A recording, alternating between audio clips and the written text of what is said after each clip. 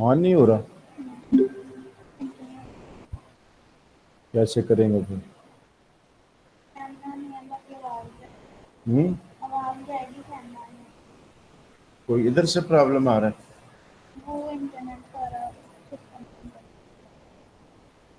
फिर ठीक हो ना? फिर कोशिश कर लो ना, शायद आ ही जाए। तो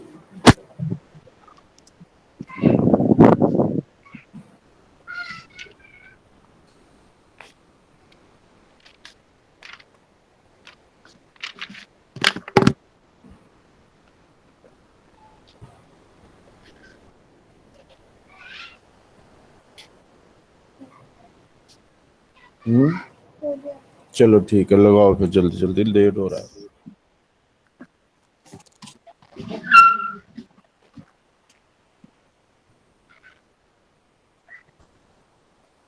सर आपने चार्ट सेंड नहीं था किया? बेटा नहीं हुआ था चार्ट सेंड। नहीं सर, मैंने मैसेज भी किया था आपको। 40 पॉइंट, नहीं नहीं, 70 नहीं अभी करने थे, अभी 40 करने थे। किए थे पहले? नहीं किए, चलिए अभी हो जाते जी।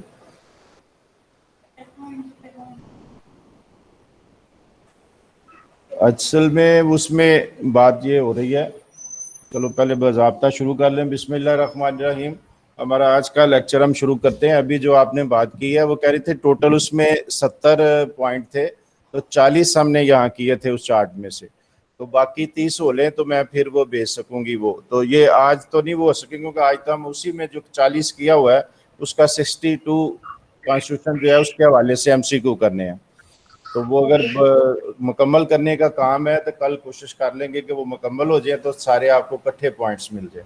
तो ये 70 ही नहीं, और भी बहुत से पॉइंट है, लेकिन वो आस्ता आस्ता हम इजाफा करें कि ये ऐसा चार्ट होगा इंशाल्लाह। जो कॉन्स्टिट्यूशनल हिस्ट्री है ना आपकी, वो कोई जवाब उससे बाहर नहीं होगा। जो भी है उसके हर सवाल का जवाब, चाहे वो MCQ में आए चाहे वो सब्जेक्टिव आए, आप उसमें से जवाब दे सकेंगे अगर किसी ने वो चार्ट अच्छी तरह याद कर लिया।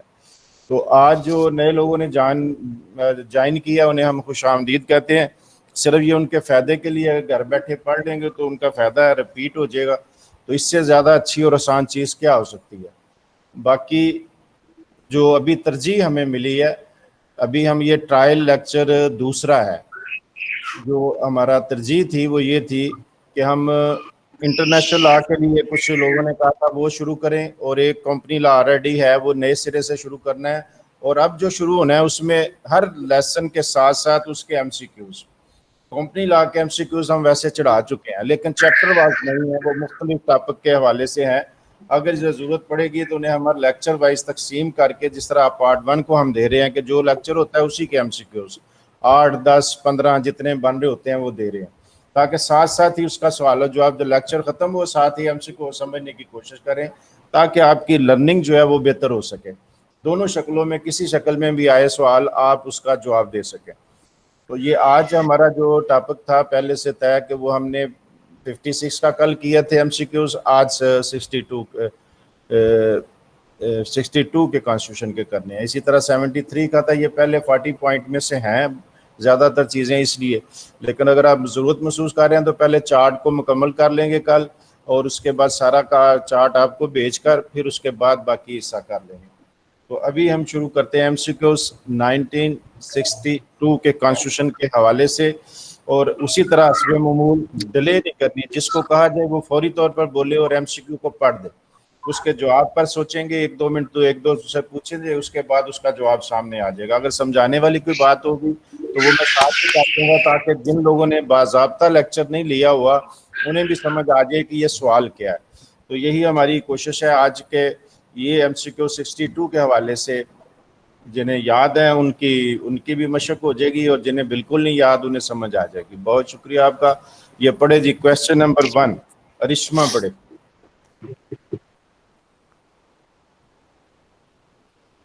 जी बेटा, अभी आपने जान किया था। हाँ जी, कोई और पढ़ ले भाई, वो नहीं है शायद इस वक्त। Constitution of 1962 was made on 23 March 1962, 28 February 1962, 14 August 1962.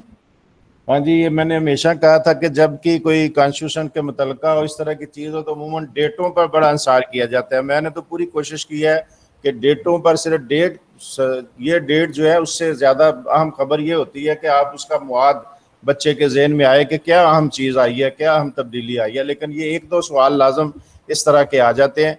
तो ये कॉन्स्टिट्यूशन के बारे में एक मैंने कहा था, जो भी कॉन्स्टिट्यूशन होगा एक उसका बना कब था, एक उसकी डेट ऑफ एनफोर्समेंट जरूर पूछेंगे, एक डेट ऑफ एब्रोगेशन कि वो ख़त्म कब हुआ था। ये तीन चीज़ें लाजम डेट के हवाले से ही होंगी।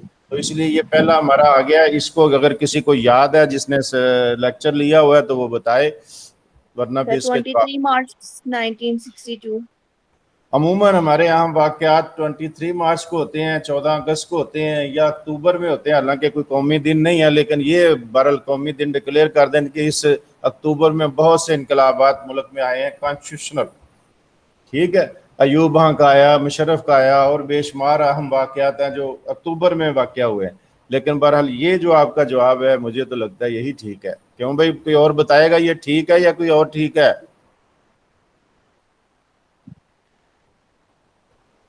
हाँ Sir, भाई। 23 March 62 ही सही है। अच्छा, कोई नोट्स तो नहीं रखे हुए? Sir, 28 February है, मेरा गलत है। ये मैंने सामने इसीलिए लाया हूँ, सवाल को समझे। मैं दोबारा सवाल आपके सामने करता हूँ। ये सवाल ये नहीं है कि नाफिज कब हुआ, सवाल ये है कि बना कब था।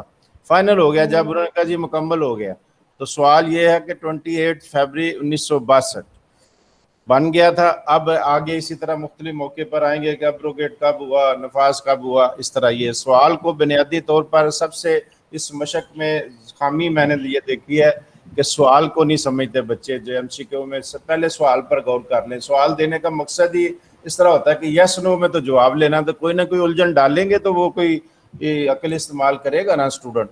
तो इसलिए ये 28 फरवरी 1962 की डेट है हमारे पास, जब ये कॉन्स्टिट्यूशन मुकम्मल हो गया था। और उसके बाद जी क्वेश्चन नंबर 2 जी पढ़े।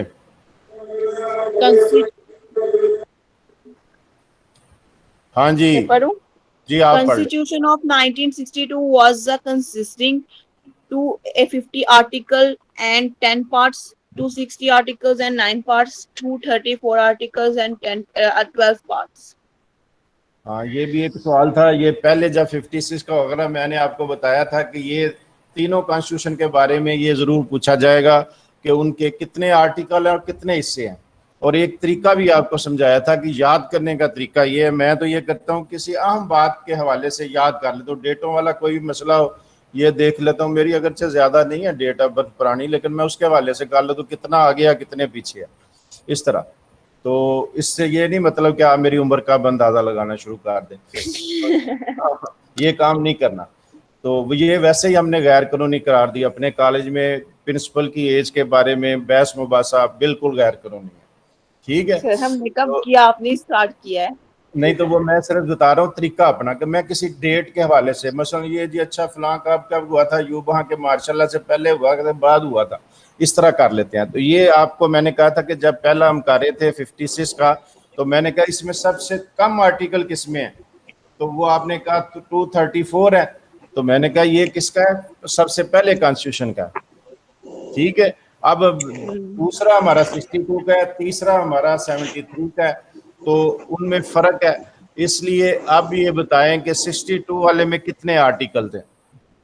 62 वाले में कितने? 250. ये सवाल आ चुका है, सिर्फ सवाल सिर्फ 250 इतना article and 10 parts. हाँ, तो ये यकीन और के साथ 5 क्या schedules.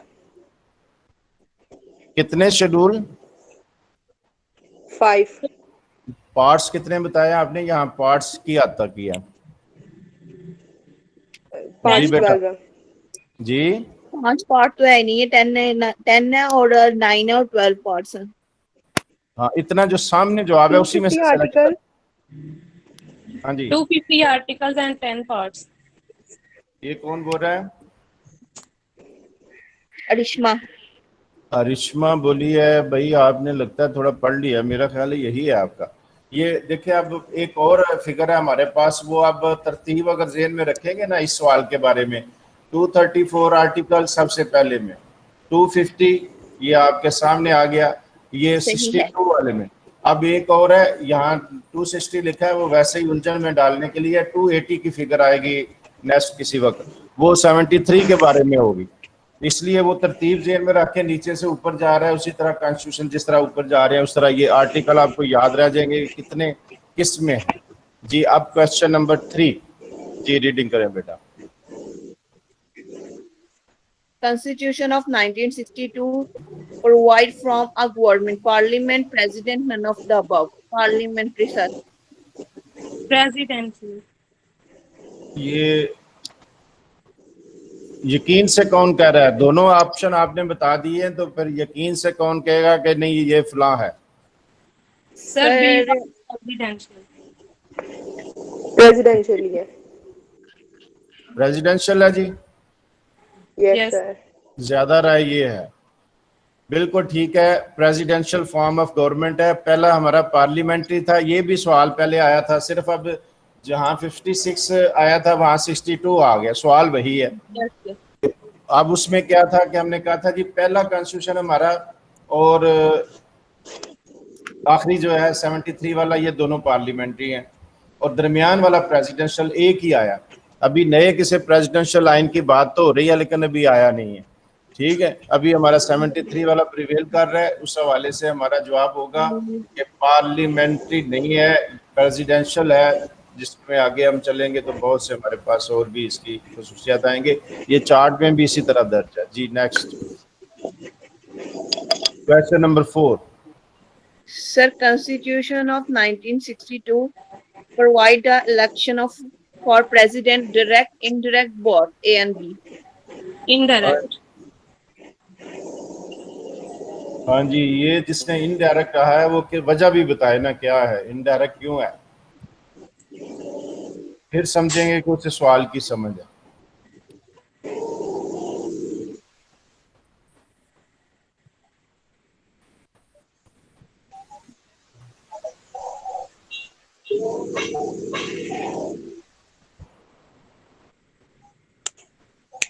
हाँ जी, जल्दी जल्दी भाई, टाइम वेस्ट नहीं करना, जल्दी से बताएं या नो कर दें कि जी नहीं समझ, ताकि हम आगे बढ़े। टाइम की हमें जहाँ सख्त मुश्किल है, उसके बाद नए टीचर आ जाते हैं, उनके लेक्चर शुरू हो जाते हैं, आपके तो आज एक ही क्लास है।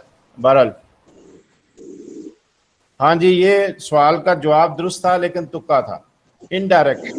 62 में इनडायरेक्ट था, डायरेक्ट और इनडायरेक्ट का फर्क नहीं है, अब आप बता रहे। डायरेक्ट ये है कि मुल्क के सबसे बड़े सरबराह जो है जिसने मुंतखब होना है वो अवाम के वोटों से डायरेक्ट मुंतखब होता है, तो उसको कहेंगे जी ये डायरेक्ट वोट है। इनडायरेक्ट वोट का मतलब है कि दरमियान में कोई अदारा है जिसको लोगों ने मुंतखब करना है, उस अदारे में बाद में करना है। इनडायरेक्ट जो है, डायरेक्ट ज्यादा अच्छा समझा जाता है कि अवाम अपनी राय बराह रास्त अपने उस उम्मीदवार को देते हैं, लेकिन पहले हमारे वजीर आजम का जो इंतखाब है वो भी तकरीबन इसी तरह होता है कि पहले असेंबली मेंबर जाते हैं तो फिर भी लेकिन उन्हें कहा जाता है कि ये उनकी मंशा के मुताबिक आ रहे हैं। लेकिन पहले जो बेसिक डेमोक्रेसी का 62 में आया था निज़ाम, उसमें उन्होंने काउंसलर वगैरह मुंतखब होते थे, इलेक्टोरल कॉलेज बनता था। जिस चीज में इलेक्टोरल कॉलेज इन्वॉल्व हो गया कि पहले वो मुंतखब होना है, फिर उस इलेक्टोरल कॉलेज ने आगे उम्मीदवार का इंतखाब करना है, उसे इनडायरेक्ट इलेक्शन कहेंगे। ये जो 62 का हुआ था, इसमें बज़ाहिर जो आम फहम बात है जो सब मानते हैं, कहते हैं जी इलेक्शन में तो फातिमा जना साहबा जीत गई थी, लेकिन जब इनडायरेक्ट इलेक्शन था तो फिर काउंसलर जो मुंतखब हुए थे उन्हें कायल करने के लिए उनके सालों पुराने मुकदमे निकल आए थे बाहर कि जनाब इंतजामिया चूंकि फेवर कर रही थी तो उनका अपना उम्मीदवार था, तो इसलिए उन्होंने फिर कहीं ना कहीं से वो उन्हें उम्मीदवारों को मजबूर करके काउंसलर वगैरह को तो वो कामयाब कर लिया। इसीलिए इनडायरेक्ट को इतना अच्छा नहीं समझा जाता, लेकिन ये 62 के कॉन्स्टिट्यूशन के मुताबिक इनडायरेक्ट था, क्योंकि लोग काउंसलर मुंतखब करते थे जो इलेक्टोरल कॉलेज का हिस्सा बनते थे, और इलेक्टोरल कॉलेज आगे सदर का इंतखाब करता था। जी question number 5। According to Constitution of 1962, age limit to cost vote was 21 year, 20 year, 18 year. हाँ जी, ये बताइए कौन सी है? सर मेरे लिमिट तो फिर 21 ही है सर, क्योंकि 8 तो मतलब अंदर मैच्योर होता है, अभी आता है, तो उसको इतनी सेंस नहीं होती। तो 20 भी 21 में भी। हाँ, ये पहले जमाने में यही समझा जाता था कि 21 साल वाला ही मैच्योर होता है, लेकिन आजकल जमाना आ गया आपका, और इस वो तो जमाने में आजकल में तो सर 12 साल का बच्चा मैच्योर है। आप हाँ की जी, बात है। आजकल तो वो रेडियो टीवी ये नेट शट आ गए हैं, तो लोग बच्चे जी। ज्यादा समझदार हो गए हैं। तो ये इमरान खान का जो पिछला इलेक्शन हुआ है उसमें 18 साल है, उससे पहले 21 साल ही चली आ रही थी। बाद ममालिक है जो इससे भी बड़ी है, 25 साल वाली थी। तुर्की में अभी तब्दीली आई है, वरना पहले 25 साल थे, उन्होंने भी 18 साल की। 18 साल का अच्छा खासा अक्लमंद हो जाता है, वोट देने के काबिल होता है। तो ये हमारा जवाब जो दुरुस्त है कि 62 में 21 ईयर, ये जवाब है हमारा जी। Question number 6।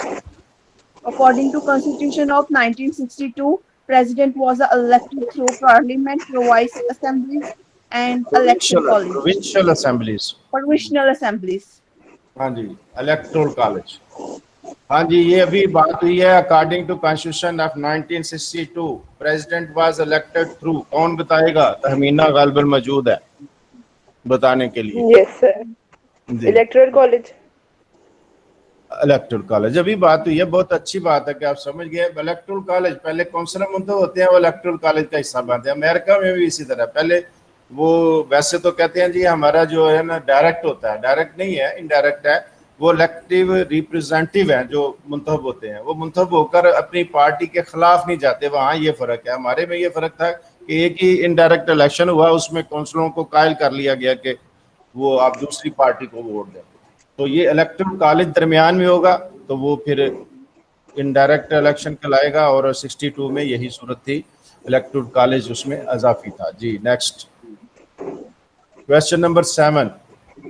According to Constitution of 1962, minimum age limit for a presidentship was 35, 40, 45.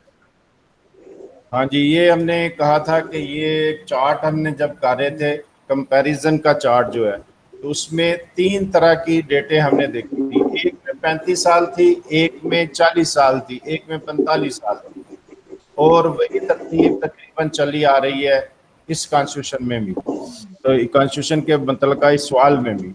तो ये अब आपने बताना है कि जो 62 का था उसमें सदर के इंतखाब के लिए कितनी एज थी? सर मतलब गालिबन जो 52 का था उसमें तो वो लगाया हुआ था उन्होंने 40, तो अभी 62 का है तो 45 पे आ जाएगा या 35 पे, नहीं 45। हाँ जी, ये जो है ना आपका सोचे बगैर है। आपने तुक्का लगाया कि बढ़ गया तो इसलिए 5 साल एज भी बढ़ गई होगी, ये इस तरह नहीं। ये मैंने कहा था उसी तरह याद रखेंगे ना, जिस तरह तरतीब से वो चार्ट था, तो ये पहले शुरू में ही है। पहले 20 में ये था कि एज कितनी थी हर एक कॉन्स्टिट्यूशन में, तो ये आपके सामने भी आ गया, ये 35। पहले में 40 था, 56 जब कर रहे थे वहां 40 साल आई थी। अब आगे जाएंगे तो आपको कुछ और एज नजर आएगी जी। ठीक है। क्वेश्चन नंबर 8, ये कौन पढ़ेगा? कोई और है मौजूद भाई? इससे कोई ना हमना कोई ना सारा उसी पर बोझ डाल दे। ना कहाँ से है? ये सामने आपके स्क्रीन पर नहीं आ रहा बेटा? आपके सामने स्क्रीन पर स्लाइड नहीं आ रही यार? जहाँ पे इलामा इकबाल लॉ कॉलेज दूसरा है ना सर की पिक्चर के अलावा, उसको ठीक करो। अच्छा, उस पर आप कॉलेज के बजाय नाम पर तो क्लिक करें तो फिर स्लाइडें आएंगी आपके सामने। इसका मतलब है ऐसे ही बस आप समझ रही हैं कि ये बस हो रहा है। यही तो मटेरियल है जो आपको भेजना हमने। नहीं, बुक चुक नहीं है, स्लाइडें आएंगी, स्लाइडें आपको भेजी भी जाएंगी, और फिर ये दूसरे तरीके से भी हर तरह से आपकी कोशिश होगी कि आपका ये ऊपर आए। आया आपके सामने? हाँ बेटा आ गया, अगर तो रीडिंग करें भाई, कोई और पढ़ ले, फिर उतनी देर में आप कोशिश करें स्लाइड आ जाए आपके सामने। Article of a Constitution of the Constitution of 1962 empowered President with the power of a dissolution of a National Assembly 13, 13, 23, 33। ये है कि सदर को एम्पावर था कि वो असेंबली तोड़ सके, रेजोल्यूशन ऑफ नेशनल असेंबली इस इख्तियार के बारे में पूछा। ये बड़ा मशहूर है, ये सवाल इसलिए अहमियत का अमल है कि ये बड़ा मशहूर इख्तियार है। बाद के आइनों में इसकी तरतीब थी 58(2)B। उस हवाले से बड़ा बदनाम किस्म का आर्टिकल है कि 52B इस्तेमाल होता रहा असेंबलियाँ तोड़ने के लिए, तो इसलिए ये उलझन में डालने के लिए कि है कौन सा। तो 62 में ये कोई और आर्टिकल था, तो उसके हवाले से आपने बताना है कि कौन सा आर्टिकल था। ये इस तरह याद रखेंगे तो फिर आपके लिए आसानी हो जाएगी कि सदर के पास ये भी इख्तियार था कि वो असेंबलियाँ तोड़ सके, लेकिन आर्टिकल कौन सा था। सर मतलब ये जो ऑप्शन दिए हुए हैं 13, 23, 33, ये आर्टिकल के नाम है। आर्टिकल 13 है, आर्टिकल 23 है, आर्टिकल 33 है। तीनों में से यह है।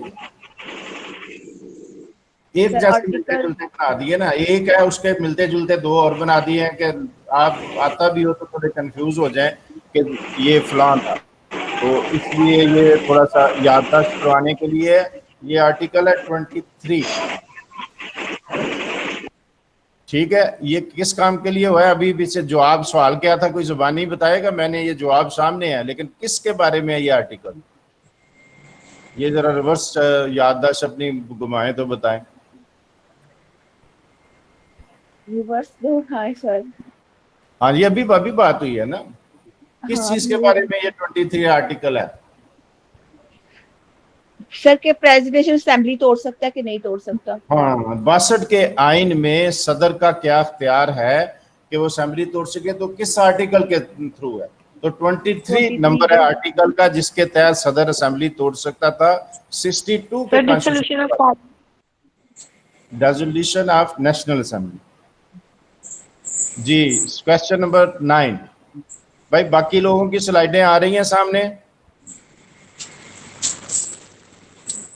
जी सर। अंडर आर्टिकल ये पढ़े भाई, कौन पढ़ेगा। करूँ सर। जी पढ़े, आप ही पढ़ रही हैं, बाकी तो खामोश हैं। जी पढ़े। Under Article 13 of the Constitution of 1962 can be impeached. President, Prime Minister, Speaker. हाँ जी, ये कल जब बात हो रही थी और चार्ट जब हम कर रहे थे उसमें एक पॉइंट था इम्पीचमेंट। मैंने कहा था इसका लफ्ज़ी तर्जुमा है मुआखज़ा। इम्पीचमेंट का मैंने मुआवजा। अमूमी तौर पर मुल्क के सबसे बड़े उहदे के लिए जो होता है उहदेदार होता है उसका मुआवजा किया जाता है। मुआवजा करने के लिए असेंबली के मेंबरान की एक तादाद मुकर्रर होती है कि इतने अफराद असेंबली में रायशुमारी के लिए दे सकते हैं कि सदर का मुआवजा करना है। फिर उस पार्टी के या मुल्क का अलायंस कोई बना हो तो वो कोशिश करेगा और वो उसके खिलाफ मुआवजे की कार्रवाई पूरी होगी तो उसे इक़्तिदार छोड़ना पड़ेगा। ये किस टाइप का मुआवजा जो भी है, मुआवजे से मुराद है कि उसका हिसाब किताब करना है, अकाउंटेबिलिटी करनी है। उसने कोई कानूनी खिलाफ वर्जी की है, उसने कोई ऐसी हरकत की है जो कॉन्स्टिट्यूशन के खिलाफ है और अरकान असेंबली नाराज हो गए हैं तो वो उसके इम्पीचमेंट करेंगे, उसको कहेंगे मुआवजा। तो जी अभी के जमाने में प्रेसिडेंट ही सबसे बड़ा होता है, प्राइम मिनिस्टर जो है, ठीक है। नहीं, प्राइम मिनिस्टर के लिए नो कॉन्फिडेंस वोट की बात है। जो दूसरे होते हैं वो इम्पीचमेंट होता है। सदर के लिए इम्पीचमेंट का लफ्ज़ इस्तेमाल होता है। तीनों कॉन्स्टिट्यूशन हमारे जो है इस तीनों में ये बात थी कि वो इम्पीचमेंट हो सकती थी। अब यहाँ ये पूछा गया कि 62 के तहत आप बताइए कि क्या आप बता सकते हैं कि इम्पीचमेंट किस सेक्शन के तहत थी और किसकी होनी में होती है। तो ये 13 सेक्शन आर्टिकल आपके सामने आ गया। आप इसमें 3 उहदेदार बता दिए, प्रेसिडेंट, प्राइम मिनिस्टर, स्पीकर। तो अभी जिक्र भी ज़मानन आ गया कि ना स्पीकर का मुआवजा होता है, ना प्राइम मिनिस्टर होता है, प्रेसिडेंट का होता है। तो प्रेसिडेंट के पास से जो कार्रवाई ये होगी, बाकी दोनों उहदेदार हैं उनके खिलाफ अगर हो तो नो कॉन्फिडेंस मोशन जो है वो मूव की जाती है। मुआवजे की कार्रवाई सदर के खिलाफ हो। ये 62 जो आइन है उसमें 13 नंबर आर्टिकल इस चीज के बारे में। ये जवाब है हमारा प्रेसिडेंट के बारे में। जी नेक्स्ट जी The Constitution of 1962 provide a federation consisting center of provisions 231. हाँ जी, ये बताना सूबे कितने थे। जो 62 का कॉन्स्टिट्यूशन है उसमें कितने सूबे थे। ये कल भी एक सवाल मुख्तलिफ अंदाज में आया था। ये 2 मगरिबी मशरिकी था, दो हाँ, मशरकी मगरिब पाकिस्तान 2 सूबे थे। तो यही 62 के आइन में था। यही 56 में भी 2 ही थे, ठीक है। Next. Total strength of member of National Assembly according to Constitution of 1962 was of 156 members, 280 members, 380 members. हाँ जी, 280 62 में कितने थे मेंबरान? 280 सर वो बोल रही है। 318 तो नहीं थे? चलो आपकी बात मान लेते हैं, कभी कभी मान लेनी चाहिए। 218 मेंबर्स। कभी ठीक भी हो जाती है सर। आप अगला सवाल भी देखो। According to Constitution of a 1962 Provisional Assembly, where consisting members 200, 280, 220. सवाल ये है कि कौमी असेंबली में 218 थे, सूबाई हर सूबाई असेंबली में, यहाँ एक असेंबली का नहीं, प्रोविंशियल असेंबलीज का लफ्ज है, जिसके मुराद है कि हर असेंबली में कितने मेंबरान थे मशरकी मगरबी पाकिस्तान में। सर 280 होएगा। हेलो, हाँ भाई, आप कोई और बताना चाहे भाई?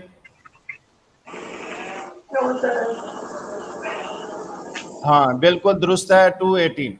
और उन्होंने हिसाब ये रखा हुआ था कि आधे आधे मेंबरान दोनों तरफ है, तो कौमी असेंबली का एक, सूबाई असेंबली का एक, हर सूबे में भी 218 थे। अब टोटल तो ये दोनों सूबों के मिलाए तो ज्यादा बन जाएंगे ना, लेकिन आधी तादाद मशरकी पाकिस्तान के पास थी 218 कौमी असेंबली की सीटों में से, आधी मगरबी पाकिस्तान की। उनके नीचे भी सीटें जो थी सूबाई असेंबली की, वो उतनी तादाद ही रखी गई थी, एक कौमी असेंबली का हल्का हो और 2 नीचे सूबाई की हो, ये तरतीब रखी गई। तो 218 ही जवाब दुरुस्त है। Question number 30। ये कोई और नहीं करे भाई, कोई और मौजूद है? आमना थक गई होगी, कोई और मौजूद है तो वो जी, अगर नहीं तो फिर आप ही करें भाई। 1962 Constitution was had. ये कोई और बोल रहा है लेकिन उसकी आवाज साफ नहीं हम तक पहुंच रही, जरा अपना सिस्टम चेक करें, कोई प्रॉब्लम है हमारा? तो ये सिस्टम इस वक्त ठीक जा रहा है। जी जी करें आमना बेटी। In entire name of the country in 1962 नहीं, Constitution was initial name, initial हाँ जी, name initial name of a country in 1962 of Constitution was held Republic of Pakistan, Islamic Republic of Pakistan, Islamic Democratic जी ठीक हो गया बेटा। इसमें सवाल को समझ ले। सवाल ये है कि हमारे मुल्क का जो नाम है इस्लामी जमहूरिया पाकिस्तान, ये अब सारे कॉन्स्टिट्यूशन में ये शामिल है, लेकिन जब 62 का आया था तो पहले इनिशियली लफ्ज है initial name of the country, उस वक्त ये नहीं था नाम, उन्होंने तीनों में से एक नाम रखा था।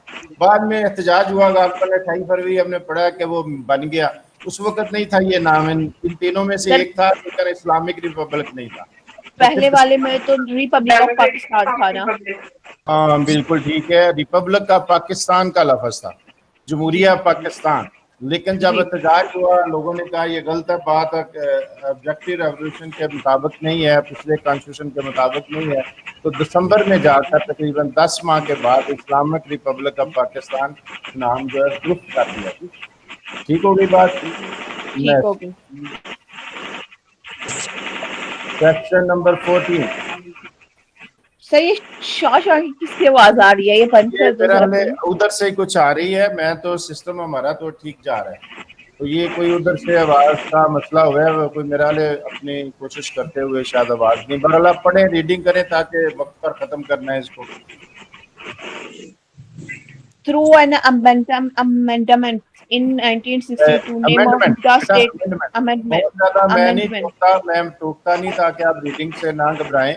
अमेंडमेंट, ठीक है, लफ्ज जरा थोड़ा सा जी। इन Okay, in 1962, name was state was declared Islamic Republic of Pakistan instead of Republic of Pakistan, December, October, August. ये तो अभी मेरे मुंह से निकल गया था, है ये दिसंबर में, ये दिसंबर में ये तब्दीली कर दी गई थी 10 माह के बाद। ठीक है, next. According to Constitution of 1962 was the chief executive of the country, President, Prime Minister, President, sir. हाँ जी, चीफ एग्जेक्टिव। मैंने बताया था कि दो तरह की सूरत होती है। एक होती है कि हेड ऑफ स्टेट, कि रियासत का नुमाइंदा होता है सदर, और रियासत की सरबराही करता है, नुमाइंदगी करता है पूरे सिस्टम में। और दूसरा होता है चीफ एग्जेक्टिव। तो अमूमन वजीर आजम जो है चीफ एग्जेक्टिव होता है। तो चीफ एग्जेक्टिव जो है वो कहलाता है, तुर्की में या बाज़ और ममालिक में हेड ऑफ कैबिनेट भी एक ओहदा रखा हुआ है उन्होंने, कि वो प्रिजाइड जो करता है उसको कहते हैं जी हेड ऑफ कैबिनेट, जो कैबिनेट को प्रिजाइड करता है। तो हर पार्लिमानी निज़ाम में वजीर आजम ही प्रिजाइड करता है, तो वो हेड ऑफ कैबिनेट भी है और चीफ एग्जेक्टिव भी होता है। लेकिन जब बासठ का आयन आया था तो ये सवाल ये है कि वो हेड ऑफ स्टेट तो था ही सदर, लेकिन क्या वो chief executive of the country जो है वो कौन सा था? सदर के साथ कोई और अहदेदार मौजूद था? सर सदर के साथ इन्होंने ऑप्शन दो दिए हैं, तो प्राइम मिनिस्टर ही रह गया, फिर और कौन है? हाँ जी, ऑप्शन दो दिए, लेकिन उस 62 के आइन में क्या सूरत थी? वो सर 62 की सूरत में तो प्रेसिडेंट को ही सारा कुछ दिया जाता है, अभी भी बिल्कुल प्रेसिडेंट को सारे दिया जाता इख्तियारात उसी के पास थे, chief executive of the country भी वही था। जी, नेक्स्ट आपका आ गया। है। टर्म एंड ये टेन्योर कोई और ऑफ भी बोल रहा था, प्रेसिडेंट। लेकिन जी आई सर एक second. Term and tenure of president office in Constitution 1962 was 4 year, 5 year, 6 year. हाँ जी, ये किसी ने डिस्टर्ब किया अपना सिस्टम ठीक करते हुए, तो उस वजह से थोड़ा फर्क आ रहा है। लेकिन बहरहाल अब चूंकि ख़त्म करने का मरला नज़दीक आ रहा है, तो इसको जल्दी से ख़त्म करें। Term and tenure of president office in constitution of 1962 से मुराद यह है कि सदर कितने साल के लिए मुंतब होता था। मुख्तलिफ मुल्कों के सदर की मुद्दत मुख्तलिफ होती है, बाद में 4 जगह, बाद सर में अभी तो 5। 5 साल के लिए होता है, तो पहले कितने साल के लिए ये होता है? अभी हमारा तो जो 5 साल के चार्ट लिए। कंपैरिजन ऑफ कॉन्स्टिट्यूशन जो मैंने आपको करवाया था, उसमें चार्ट में एक ही लफ्ज तीनों कॉन्स्टिट्यूशन में था। वो कितने के 5 लिए year. था? 5 ईयर। 5 ईयर के लिए था जी। Question number 17। कोई और नहीं भाई अभी तक रेडी पढ़ने के लिए? तो स्लाइड शो ही नहीं हो रही। स्लाइड नहीं हो रही भाई, आप कॉलेज के नाम के ऊपर वो से करेंगे तो फिर होगा ना। उधर किया हुआ है, उधर किया हुआ, लेकिन नहीं हो रही। पता नहीं अच्छा, क्या ये फिर कुछ आपके सिस्टम इधर तो आ रही है, बाकी बच्चों को आ रही है। वो जरा सिस्टम अपना चेक करवाएं किसी से। स्लाइड तो शो कर, ये तो सारी हमारा स्लाइड पर होता है, और ये सामने होगी तो फिर आप जवाब दे सकेंगे, वरना फिर जुबानी तो वो आप एंजॉय भी नहीं कर सकते लेक्चर को सही तरह। तो ये अपना सिस्टम जरा चेक करवाना। आज अभी कोशिश की, अगर तो नहीं हो रहा तो इसको चेक करवाने की जरूरत है। तो ये अब सवाल आ गया नया हमारे सामने। According to constitution of 1962 was the highest court of the country. कौन सी थी higher court of the country? Supreme court, federal supreme court, federal शरीयत court? Federal court sir, federal court की, क्योंकि फेडरल कोर्ट अभी सुप्रीम कोर्ट तो अभी आके बनी है ना, तो फेडरल कोर्ट की। हाँ जी, मिस तमीना आपको याद हो? नहीं सर, कुछ याद नहीं रहा। 62 के आइन के मुताबिक कौन सी कोर्ट बड़ी थी? ये चार्ट जब हम कर रहे थे, चार्ट आपने नहीं किया शायद, उसमें मैंने लिखवाया था कि सिर्फ एक कॉन्स्टिट्यूशन है जिसमें फेडरल कोर्ट थी, बाकी में सुप्रीम कोर्ट थी। तो पहला जो हमारा है उसका जवाब पिछले कॉन्स्टिट्यूशन में ठीक था कि फेडरल कोर्ट थी। 56 में फेडरल कोर्ट थी। जब 62 का आया था, इसका नाम चेंज करके सुप्रीम कोर्ट रख दिया गया था, और उसके बाद फिर इसी तरह तीसरे कॉन्स्टिट्यूशन में भी सुप्रीम कोर्ट ही सर चला। 62 में सुप्रीम कोर्ट रख दिया गया था परमानेंटली, उसके बाद तो चेंज नहीं हुआ फिर। नहीं, उसके बाद नहीं, दोबारा जब जितने भी सुप्रीम कोर्ट ही रहा है। ये फेडरल शरीयत कोर्ट जो है ना, ये अलबत्ता शामिल हुई है, लेकिन ये सुप्रीम कोर्ट से बाला नहीं है, ये सुप्रीम कोर्ट के अंडर है। ठीक है, तो ये सही है सर। 73 के आइन में फेडरल शरीयत कोर्ट शामिल हुई है। लेकिन ये यहाँ तो सवाल ही दूसरा ना, हमारा सवाल है according to constitution 1962 was the highest court of the country. Highest फिर सुप्रीम कोर्ट ही है, क्योंकि फेडरल शरीयत कोर्ट उसके मुतहद है। ठीक हो गया। Next question number 18। Sir unique बहुत टाइम लगेगा ये। हेलो। जी पढ़े। Constitution of 1962 provided legislature, legislature, rules unicameral, bicameral, and tricameral. तो सर जी cameral है क्योंकि unicameral 52 पीछे भी था, जो पीछे वाला लाइन था। जब चार्ट हम कर रहे थे वहां मैंने बताया था कि सिर्फ तीनों कॉन्स्टिट्यूशन में एक कॉन्स्टिट्यूशन है जो बाई कैमरल है, बाकी दोनों जो है यूनिकैमरल है। तो वो कौन सा है? पहला हमारा तो हम पढ़ चुके हैं, वो यूनिकैमरल जी। अब 62 वाला जो है ये दूसरा कॉन्स्टिट्यूशन था, और इसमें क्या है सर बाईकैमरल था, सर ये भी यूनिकैमरल था, बाईकैमरल तो हमारा 1973 का कॉन्स्टिट्यूशन है। जी बिल्कुल ठीक है, बाई कैमरल सिर्फ 73 वाले में है। तो दरमियान वाला जो है ये भी यूनिकैमरल था, सिर्फ कौमी असेंबली थी, सेनेट मौजूद नहीं थी, तो यूनिकैमरल कहेंगे। इसका दुरुस्त जवाब हो गया कि unicameral. Next question number 19। As per Constitution of 1962, age limit for judge of Supreme Court was 60 years, 62 years, 65 years. 62 में जज के लिए कितनी एज बनाई गई थी? तो आपने बोल दिया 62 में 62 थी, 65 60 ईयर। चलो अभी देख लेते हैं। 65 एज लिमिट। सर एक सेकंड, एज लिमिट 65 थी, तो अब मतलब मैक्सिमम कितनी एज में जज को लिया जाता है, कितनी एज हो? एज ये लेने वाली नहीं जिक्र है, यहाँ है कि टोटल कितनी देर तक वो सर्व कर सकता है। तो 65 उसकी रिटायरमेंट एज थी। लिमिट उसकी कहाँ तक है? वो अमूमन होता है कि वो दो तरह से जज बनते हैं हाई कोर्ट वगैरह में। तो सुप्रीम कोर्ट में भी पहले हाई कोर्ट से होकर जाते हैं, तो हाई कोर्ट में जाते हैं, या वो जुडिशरी के लोअर जुडिशरी से जाते हैं, या वो डायरेक्ट सियासी बुनियादों पर भी मुंतब होते हैं। जो सीनियर वकला होते हैं जिनकी अच्छी प्रैक्टिस होती है उन्हें जज बना लेते हैं हाई कोर्ट का। तो उसके बाद मैक्सिमम कितनी एज होती है कि वो जज बन सकता है उस एज में? ये अभी सवाल आएगा एक ऐसा जिसमें एज पूछी जाएगी कितना बन सकता है, लेकिन ये कोई ऐसा नहीं है जिसमें कोई, तो अगर जो वकला होंगे उनका तो मेरा 60 से कम ही वो चल जाते हैं, जाएंगे तो तब। अब ये 65 है भी नहीं है, 73 में वैसे ही कम है।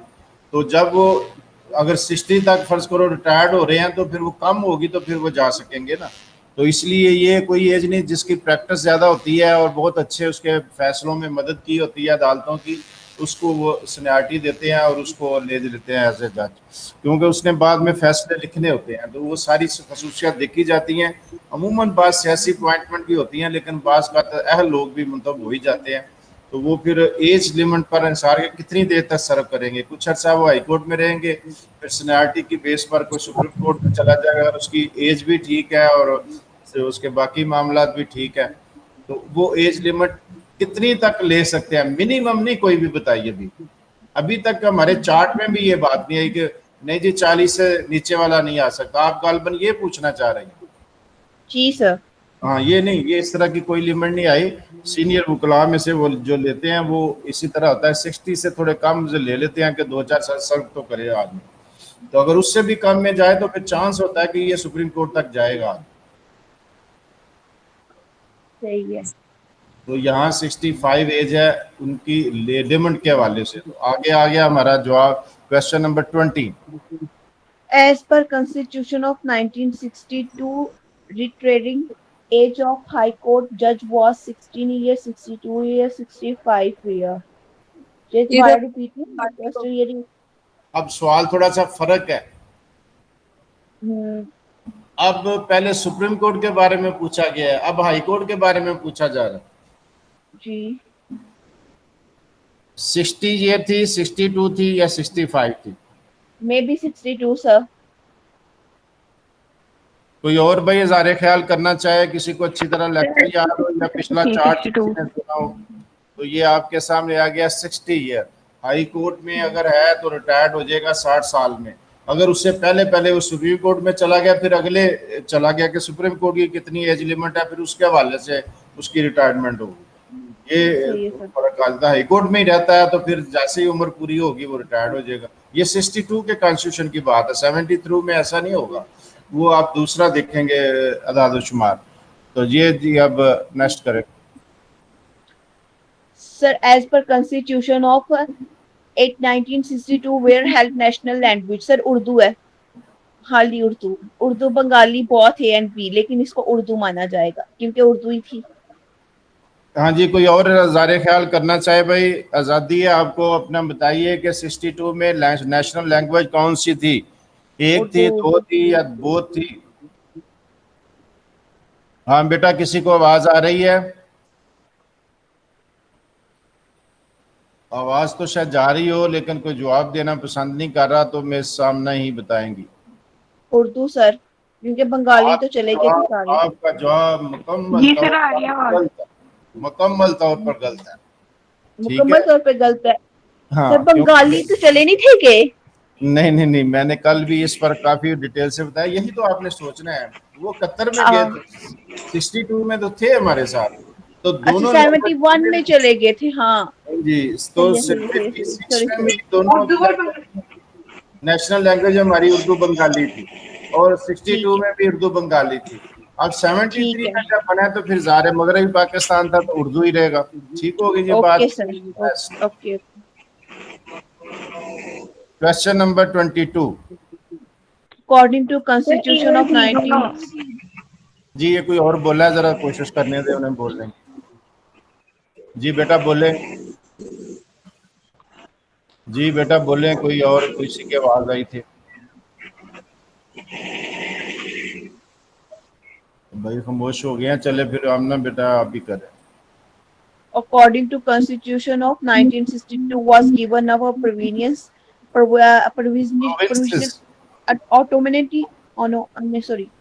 autonomy, independent self-control. So ये क्या word है? Autonomy, Autonomy. provincial autonomy, Okay. independence, self control. तीन तरह के ऑप्शन दिए हैं। बताया यह गया है कि अकॉर्डिंग टू 62 हमारा सूबों को क्या चीज मिली थी? प्रोविंशियल ऑटोनॉमी से मुराद है सूबाई खुद मुख्तारी, इंडिपेंडेंस से मुराद मुकम्मल आज़ादी, और सेल्फ कंट्रोल क्या है कि अपने मामलात खुद करें। तो टेक्निकल जो टर्म है, इनमें से एक वो मिली थी 62 में, वो कौन सी है? इंडिपेंडेंस मिल जाए तो इसका मतलब दोनों से अलग हो जाए आईनी तौर पर, वो कोई सूरत नहीं होती। सेल्फ कंट्रोल नहीं, वो भी नहीं होती।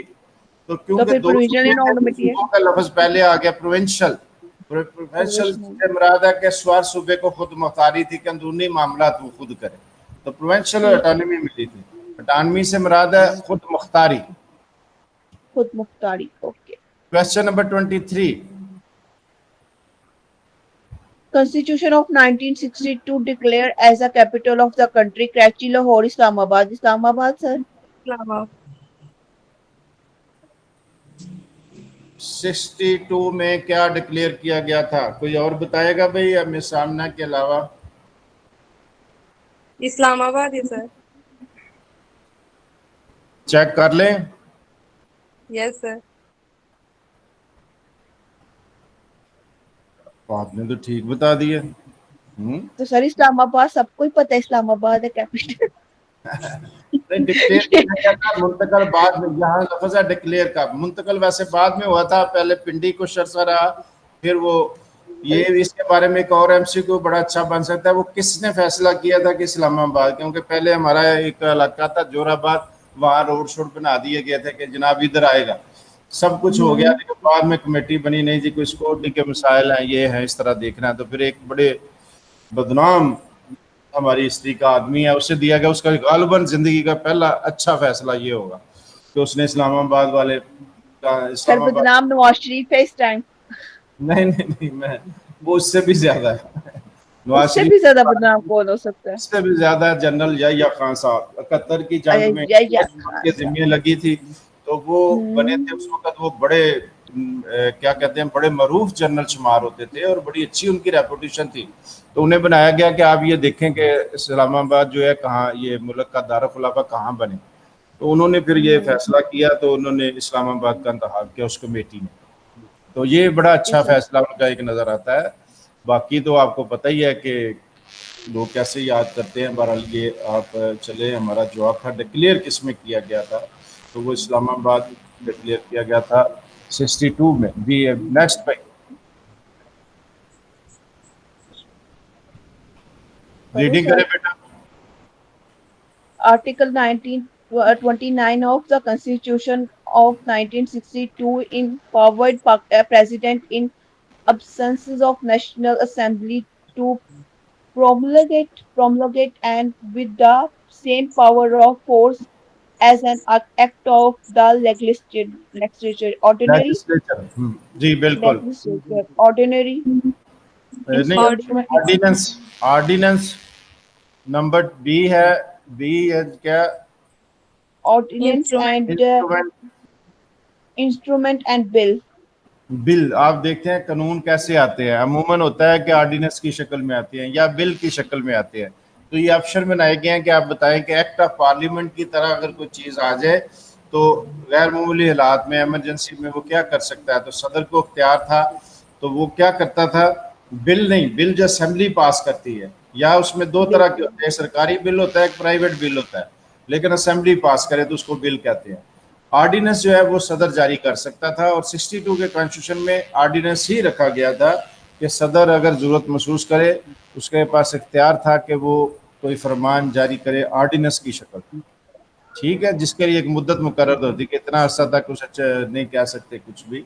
वो फिर दोबारा फिर बबल के बाद में ये काफ़ी चलती रही मशक के एक ऑर्डिनेंस 3 माह के लिए आया, फिर वो और एक्सटेंड होते होते कई कई साल निकाल जाता। अब उस पर कुछ रिस्ट्रिक्शन आ चुकी हुई हैं, वो जब मौजू आएगा तो वहाँ बात करेंगे। नेक्स्ट आपने करना है क्वेश्चन नंबर 25। बस खत्म होने वाले, हमारे चांद एक रह गए, जल्दी से पढ़े।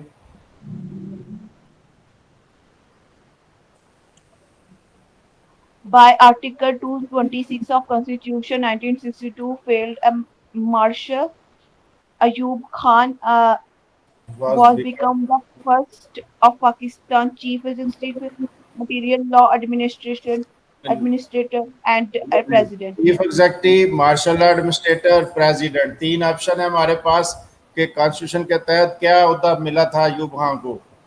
तो आपने जल्दी जल्दी बताएं ताकि इसकी वजाहत भी थोड़ी कर दें कि प्रेसिडेंट का ओहदा संभाला था, लेकिन ये फर्स्ट प्रेसिडेंट ऑफ पाकिस्तान नहीं, ये उस कॉन्स्टिट्यूशन के सवाल है, सवाल को समझे। 62 के कॉन्स्टिट्यूशन के तहत पहला सदर कौन बना था, तो वो ज़ाहिर है अयूब खान बना था। अगर वैसे पूछे कि पाकिस्तान में पहला सदर कौन है, तो वो सिकंदर मिर्जा पहला था, जो 56 के कॉन्स्टिट्यूशन के बाद गवर्नर जनरल का ओहदा ख़त्म हो गया तो सदर का ओहदा बन गया, तो सिकंदर मिर्जा जो है उसका सदर बने। और अयूब खान दूसरे सदर उस तरतीब से आते हैं, पाकिस्तान के सदर आइन कोई भी हो, लेकिन अगर 62 के हवाले से पूछा जाए तो फिर पहला सदर जो है वो अयूब खान बनेगा। ठीक हो गया जी, सवाल फॉलो कर लिया। नेक्स्ट आ जाए।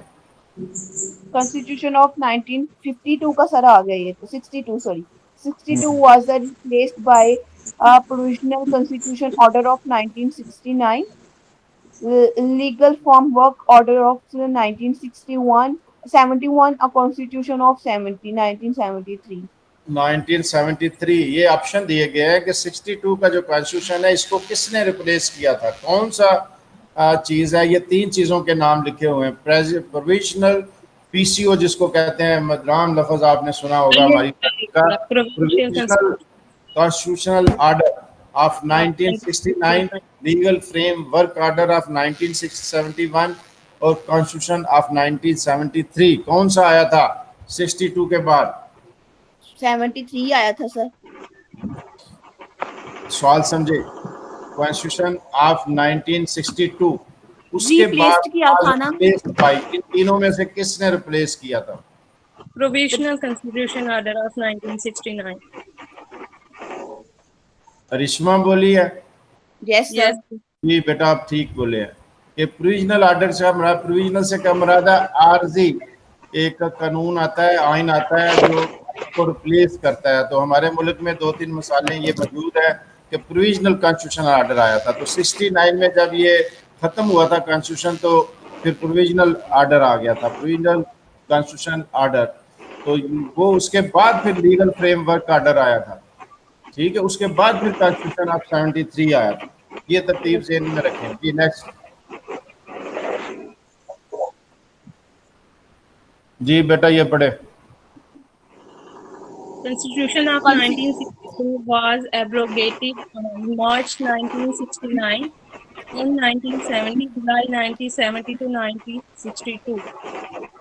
हाँ जी, ये अब July 1970 of 1962. कब खत्म हुआ था ये कॉन्स्टिट्यूशन? ये अभी आपके सामने पिछला सवाल को जेल में रखें तो थोड़ा सा आपको समझ आ जाएगी कि कॉन्स्टिट्यूशन 62 वाला कब खत्म हुआ था। तो कौन Sir, से 1970 to 1960, 19 March 1969. 25 March 1969। 1969।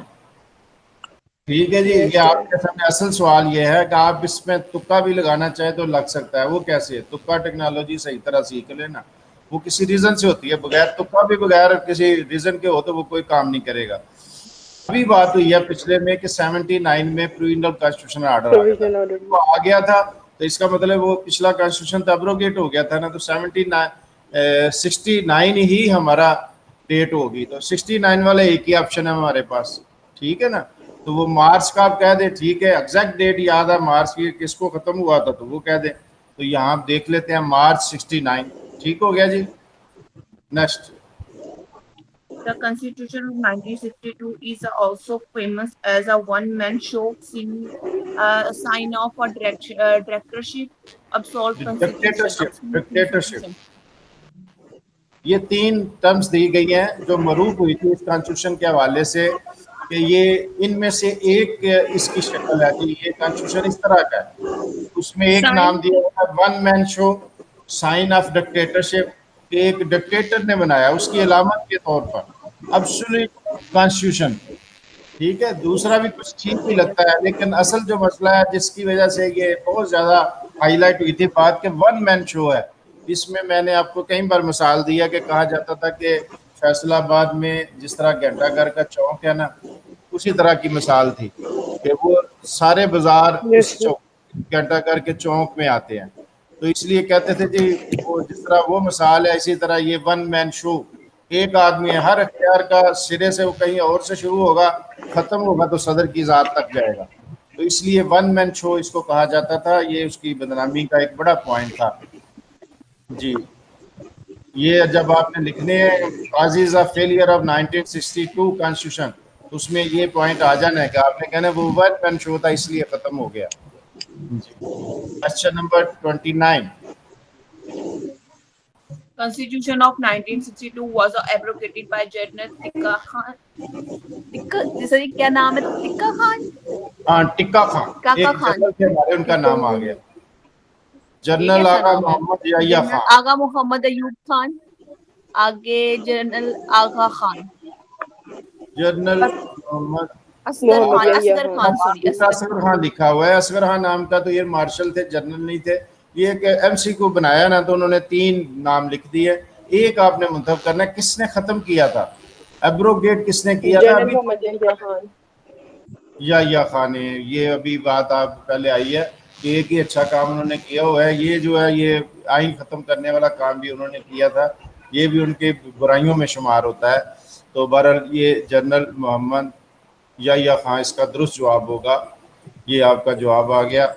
ये आपके हमारे एमसीक्यू भी खत्म हो गए। 29 ये 62 के कॉन्स्टिट्यूशन के बारे में है, इससे रिलेटेड है, जो लेक्चर पहले हो चुका है। जिन्होंने लेक्चर लिया हुआ है क्लास में, सर आप एक फेवर करेंगे जी भी करूंगा। सर, प्लीज चार्ट सेंड कर दें, चार्ट सेंड अच्छा करेंगे जी, तो पता जैसे भी है चलेगा। मैं उन्हें कहता हूँ चार्ट जितना आपके भी है ग्रुप उतने में के शेयर कर कर दें। देते हैं। अभी आज मैं कहता हूँ कि जितना भी है उतना कर दें, या सारा जा सकता है तो सारा चला जाए।